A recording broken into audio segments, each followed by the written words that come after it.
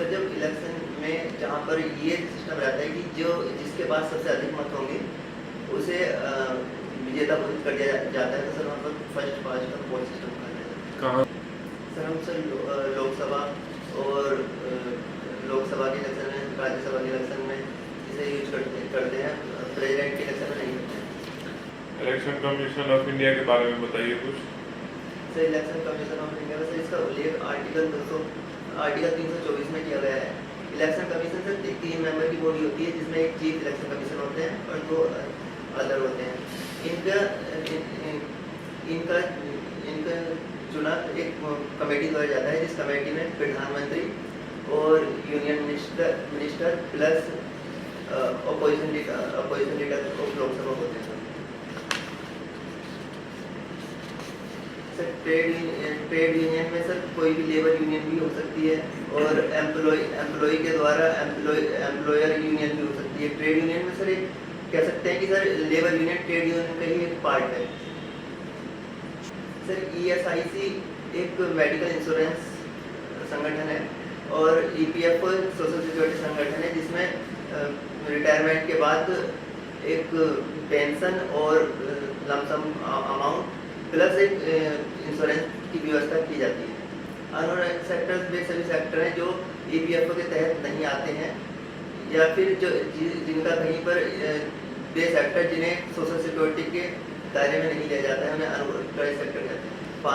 पालना स्कीम, जिसके तहत जो छोटे बच्चे हैं उन्हें सर आंगनबाड़ी प्रोग्राम के तहत सर उनकी देखभाल की जाएगी, जिनकी मदद किसी अन्य child development service programme sir इसमें सर रूरल प्रारंभ में सर ये रूरल के लिए शुरू किया गया था, जिसमें सर छोटे बच्चों के केयर और माल न्यूट्रिशन के लिए प्रोग्राम बनाए जाते हैं, ताकि हम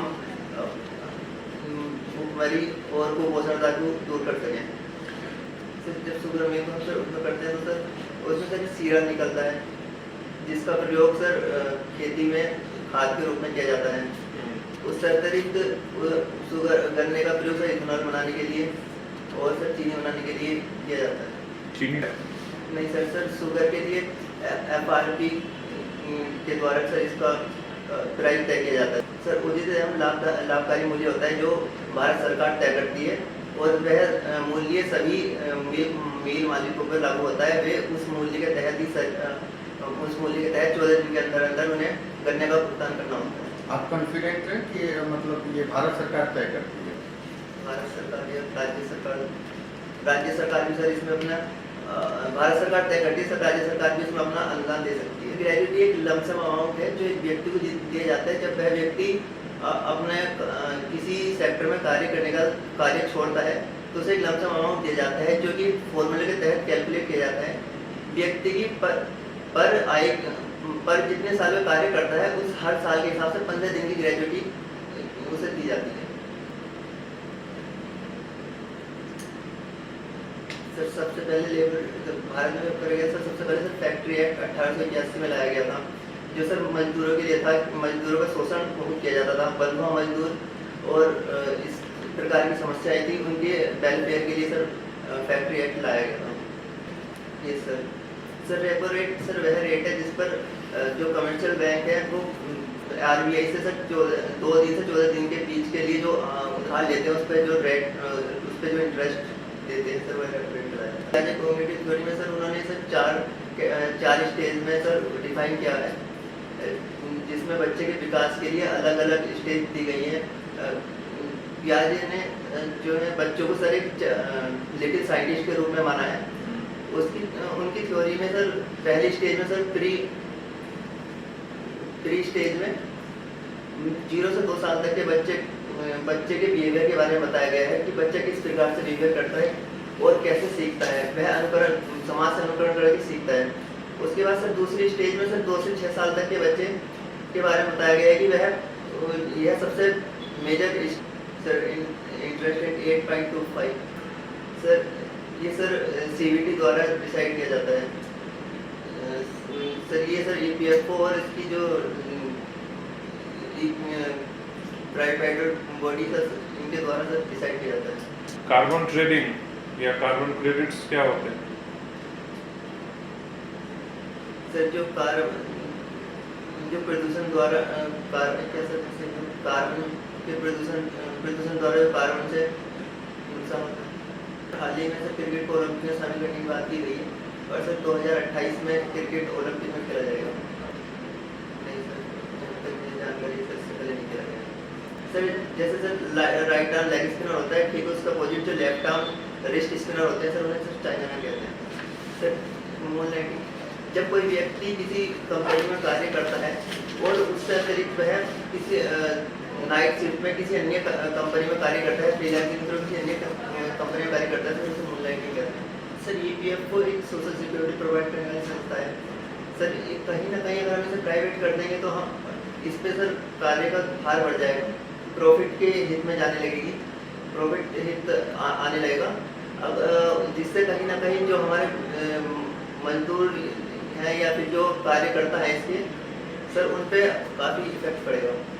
सर जैसी अभी तक हमारे देश की स्थिति है कि सोशल सिक्योरिटी एक अहम चीज़ है, तो अभी इसे प्राइवेट नहीं करना चाहिए।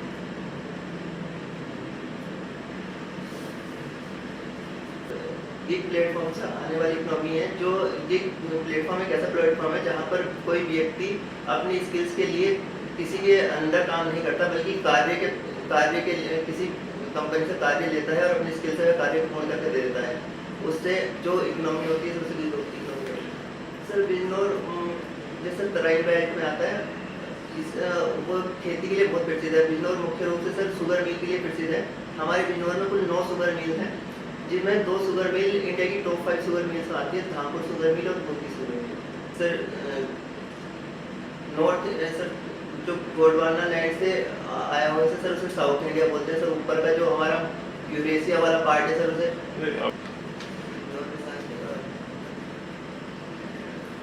सर मैं नाम बोल रहा हूँ सर, उसमें मुगल काल से रिलेटेड है सर, मैं नाम याद नहीं कर पा रहा हूँ। टूरिज्म को बढ़ाने के लिए सर हम अलग अलग प्रोग्राम चला सकते हैं, जैसे कि हमारे पास रिलीजन में से बहुत सारी चीज़ें हैं। जैसे अभी राम मंदिर का निर्माण हुआ है, हम राम मंदिर के निर्माण के लिए प्रचार कर सकते हैं। साथ साथ काशी विश्वनाथ है, उसके प्रचार के लिए उसके प्रचार कर सकते हैं। साथ ही साथ मुस्लिमों के लिए सर जो अब मस्जिद बनाई जा रही है अयोध्या में सर, उसे हम एक इसी स्तर से बना सकते हैं कि वहाँ पर भी सर पूरे विश्व के लोग आए। कहीं ना कहीं हम देखते हैं सर जो पहले से बालफेड डिक्लेरेशन हुआ था, वहाँ से सर उन्हें एक आश्वासन दे दिया गया था कि हम पैलेस्टीन वालों इजराइल वालों को हम उनका एक लैंड देंगे। तो कहीं ना कहीं सर फिर यूएन ने आके सर एक 2 स्टेट समझौता करवाया, जहाँ पर उन्होंने लैंड दे दिया था। बालफोर डिक्लेरेशन में सर उनका वो 1917 में सर बालफोर डिक्लेरेशन में सर उन्हें वादा किया गया था कि हम आपको एक आपका लैंड देंगे। सर उनके लैंड को लेकर है, जो यहूदी हैं उनके पास अपना कोई स्पेशल लैंड नहीं था, तो सर जिसके चलते सर कॉलोनाइज की एरा में उन्होंने सर उनसे एक सर अनऑर्गेनाइज सेक्टर वे सभी सेक्टर है जो भारत में ईपीएफ के अंतर्गत नहीं आते हैं, या फिर वे सब सेक्टर जो किसी प्रकार की सोशल सिक्योरिटी नहीं, जिन सेक्टर को किसी प्रकार की सोशल सिक्योरिटी नहीं प्रोवाइड की जाती है। इंडिया में सर लेटेस्ट एनएसओबी रिपोर्ट के अनुसार 53% एम्प्लॉय जो है सर वो अनऑर्गेनाइज सेक्टर में कार्य करते हैं, जो कि सर एक बहुत बड़ा नंबर है। इसमें सर मोस्टली जो है एग्रीकल्चर से रिलेटेड है और कंस्ट्रक्शन वर्क से रिलेटेड है।